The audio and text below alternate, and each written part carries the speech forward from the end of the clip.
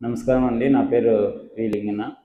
నేను చిప్పగిరి మండలం నేమకల్ విలేజ్లో నేను ఏపీఎస్పీడీసీఎల్ విద్యుత్ లైన్మెన్గా వర్క్ చేస్తున్నాను.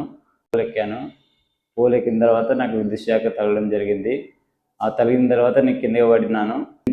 పోలెక్కి షాక్ కొట్టి కింద పడినప్పుడు నా కాళ్ళు కానీ నా నడుము కానీ అసలు మూమెంట్ లేదు. అక్కడ నాకు ఏమైందో తెలియక మా తమ్ముడు కర్నూలులో ఉన్న మెడికల్ హాస్పిటల్ తరలించినాడు.